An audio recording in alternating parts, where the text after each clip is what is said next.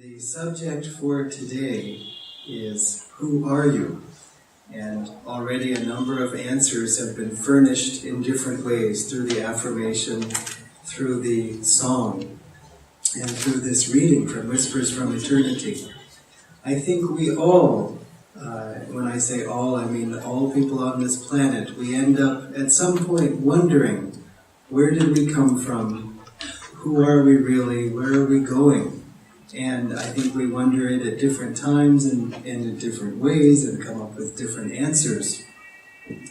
When I was a computer science student in college, one night I was having a little dinner with some friends and some professors were there, and there was a visiting rabbi from and a few other ministers. It was basically a mixture of people devoted to the spiritual life, academics, and so on. And at one point someone said, I think that asking who we are, asking about our origin, is just sort of a byproduct of having a brain that thinks that if you designed a sophisticated computer, it would eventually ask, who am I? And who made me? And this person's trajectory was basically that it's a meaningless question, and that it doesn't imply that there is any real satisfying answer. And in fact, that was what I said in response to that. I said, I used to think that. But that answer, or that thought, didn't satisfy me. So I knew it couldn't be true. It didn't satisfy my heart. And the professor said, it didn't satisfy your heart?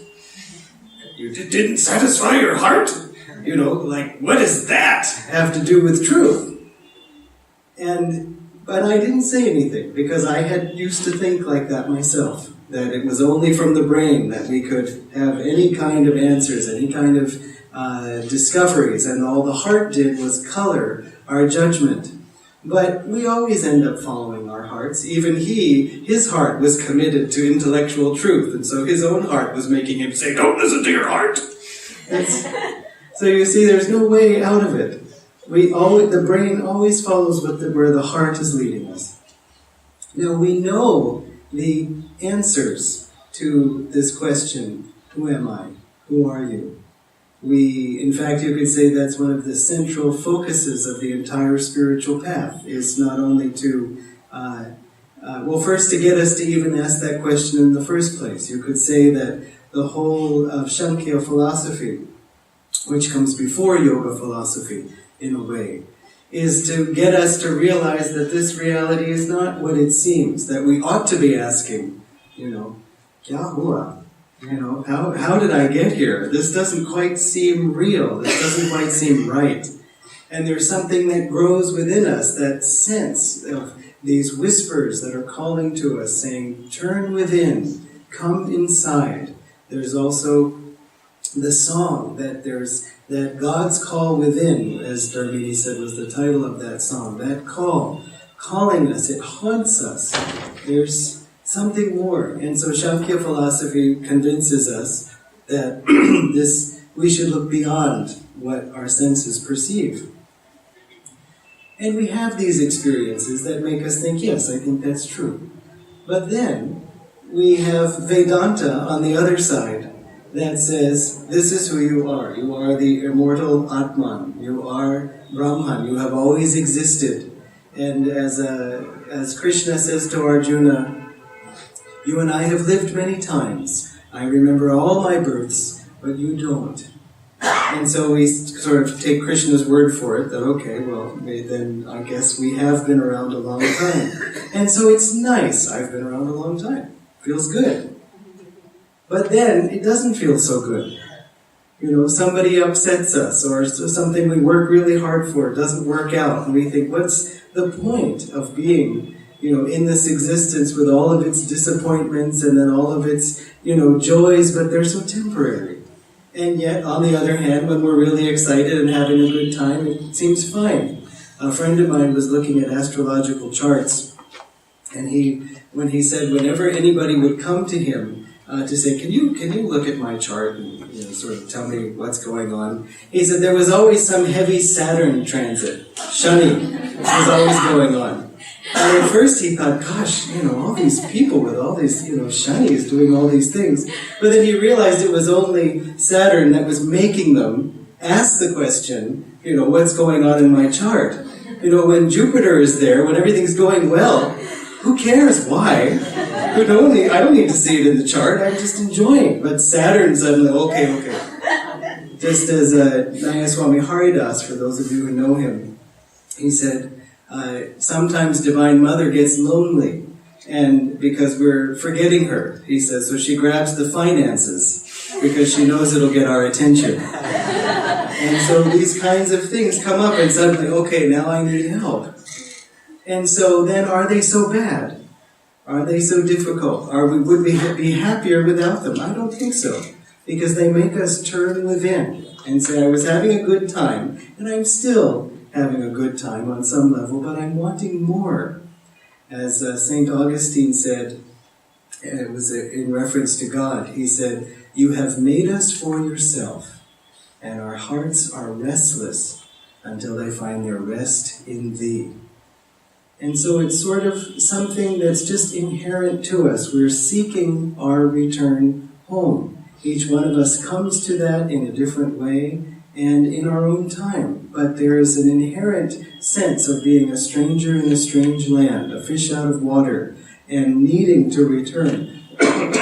When I came to Ananda for the first time, and I looked around, I said, okay, so this is where, because I'd always felt like an alien on this planet, and so I thought, okay, this is where all the other people from my planet have landed on Earth. Okay, suddenly there was all this recognition. You do that too, and all these things. And so it's very nice when we find that soul affinity with each other. And you find that among all truth seekers on some level, people seeking a deeper meaning. But then obviously with your own spiritual family, you feel it quite deeply, and it's very encouraging. We need encouragement. Just, wake up. Oh yeah, sorry, I was getting lost again. And this is what the point I wanted to come to, which is that we can know all of these things, but when we have to ask ourselves, am I behaving that way? And I don't mean that critically.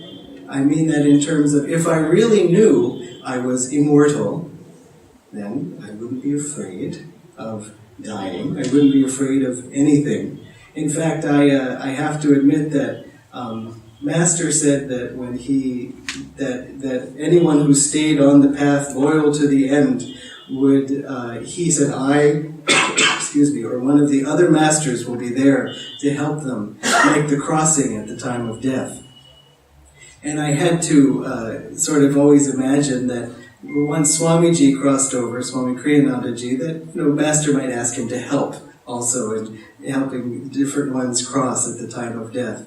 And when Swamiji left his earthly body a few years ago, after I got over the grief of that, I realized I was suddenly much less afraid of death, because I was convinced that at the time of death I would see Swamiji again, that he would be there, and it would be nice to see him again. And so I'm not eager for that at the moment, but still, there was a deep reassurance that I'll see him, so what will the big problem be? In fact, as Master said, in death it's so sad here, but there's a celebration in the astral world, because everyone says, oh, you are back, good. And similarly, when a baby is born on earth, it's such a wonderful celebration, but in the astral world there's a funeral. Oh, gone again, caught by Maya. Okay, well, see you in a few minutes. Time is a little different there than it is for us. But we also have to ask ourselves this question very specifically, because if you are a truth seeker, chances are that you have been seeking truth for many, many lifetimes. If you are a disciple of Paramahansa Yogananda or a student of these teachings, the chances are very strong that you've been this way for many lifetimes. Master said, those who are with me now have been with me for many lifetimes. And when Swamiji asked him, have I been your disciple or have I been a yogi, rather? Master said you would have had to have been to be here now. One member of ours had a Brigu reading from a reader in Bangalore, and he said, you have spent many lives in the Himalayas with Yogananda practicing Kriya Yoga, which is always nice to hear. And maybe, I don't know if he was hoping for a tip or something like that. And he said, you were also with Yogananda, and you were with Yogananda. It's exactly what the person would want to hear.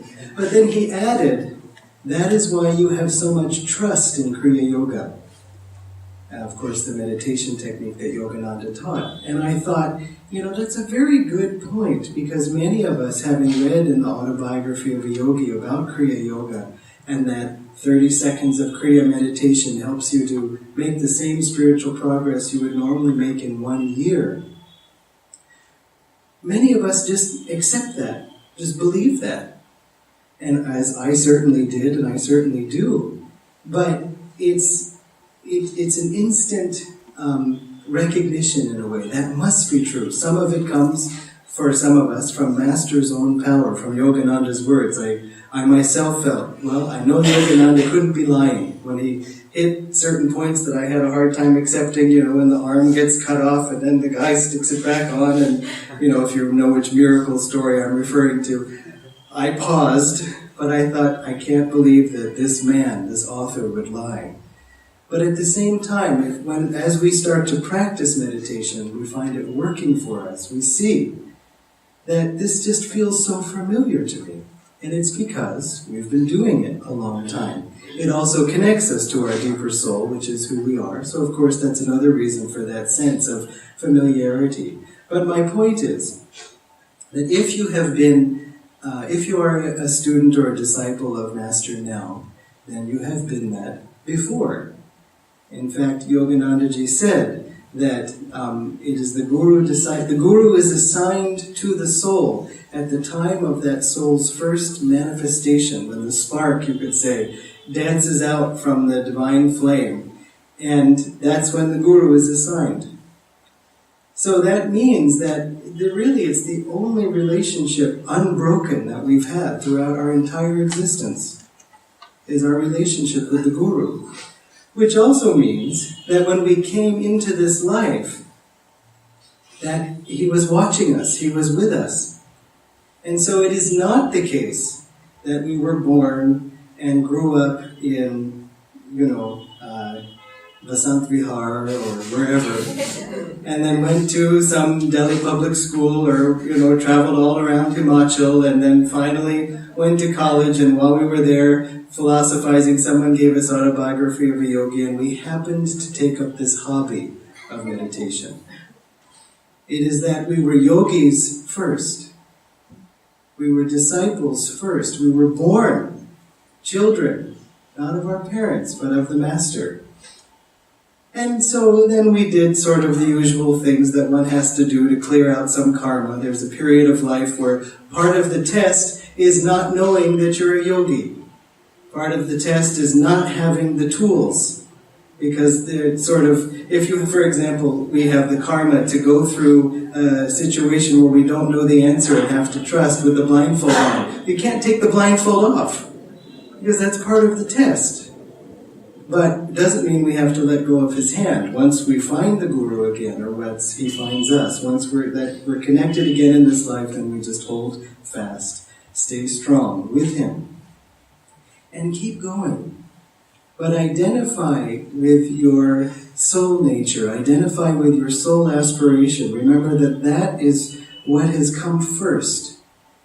It is not the family tree and all that. We have our duty to our relatives, to our job, to our circumstances. They are a part of our mission, you could say. Master said God gives us relatives to test us. He said, and we have to keep them if they're bad. But he said, but he comes to us as friends to give his love. And I'm sure above all that, the sense of spiritual friendship. It makes us stronger. And relatives can be a real test. And I don't just mean it in the usual way. Krishna says something like that about, he who can storm the trials of disease and fatigue and relatives, and I mean he kind of throws in sort of the big three. But it's also a test of us, of showing us where we are. There's a story that one of Buddha's disciples said to him, "Master, I am just swimming in God. I am nearly free." And Buddha said, "Wonderful. Why don't you go home and visit your family?" That's a good test for us as to where we are, how we're doing, really. But remember also who your real family is. Master did say, because sometimes family ties can be so strong, he said, if a mother were to lose a child, if a child were to die, and to be reborn in the house next door, would she even recognize it? He said, sometimes part of the family love comes from this child is mine, it's a part of me. And again, I'm not speaking against it, but just to say, think of the unbroken relationship that we've had. It doesn't make us less loving, it makes us more loving, because we're not so dependent. Sometimes our frustration with human love comes from, look, you're all I have, and you were not nice to me, or you have disappointed me, or you're pressuring me, and you're all I've got. So, be nicer. But it doesn't always work. I love that line in the song, that long you've begged from beggars' empty hands. You know, whenever we've been disappointed, especially in human love, friendship, betrayal, anything like that, when that has happened to me, I've reminded myself, long you've begged from beggars' empty hands. It isn't that somebody had all the love and they were withholding it. That love is just an echo of divine love. That's everyone's. Gifts of life, gifts of love, they too were seeking, just like us. Gifts none could share.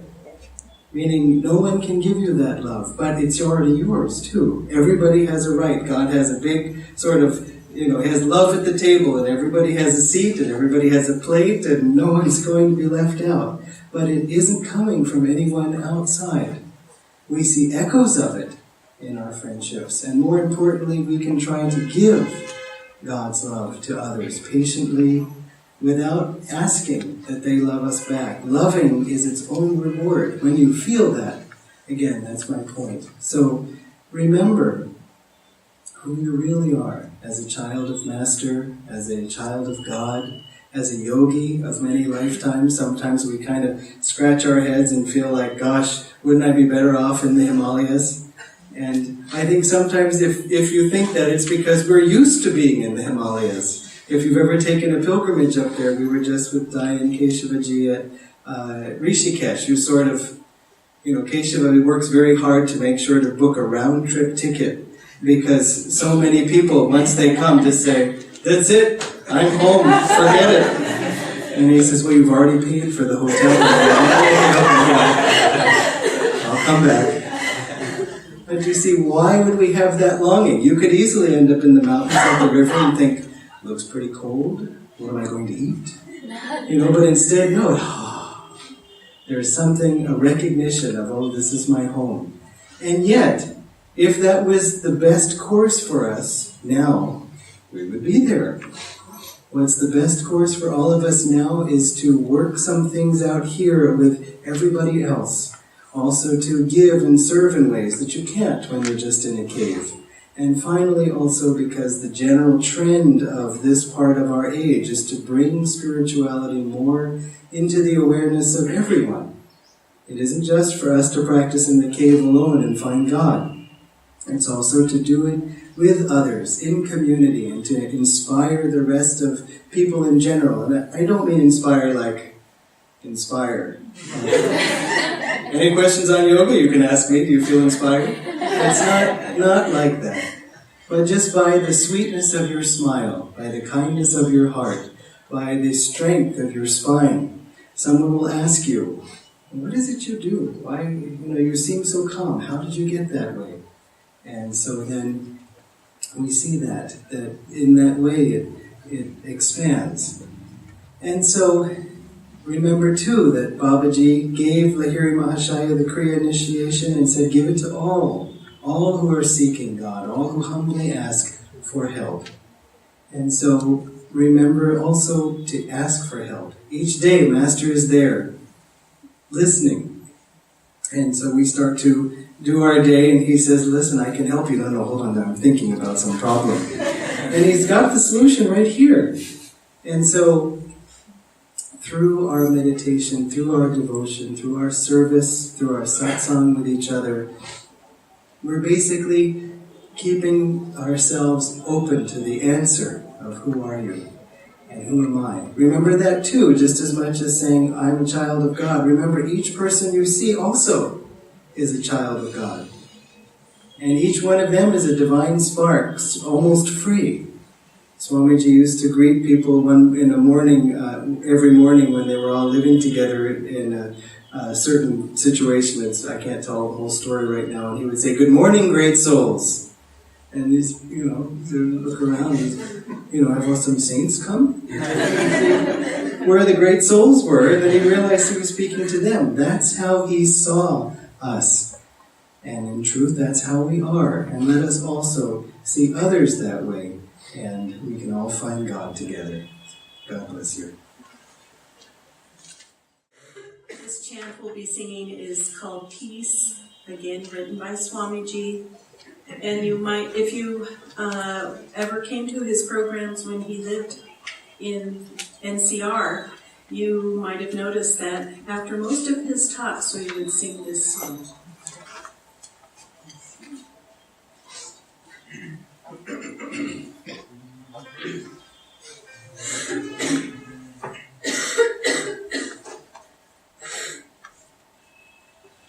Peace gave us the mountains, peace gave us the sky.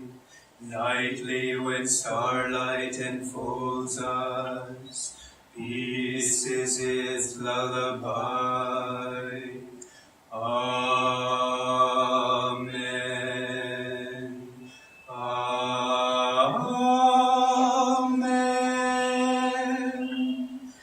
Peace gave us the morning, peace gave us the sun, bird songs that call us to welcome, day and fresh labors begun. Amen. Amen. Peace gave us the seasons, peace gave us the rain, cool clouds that gather to bless us, mist hands that soothe away pain. Amen.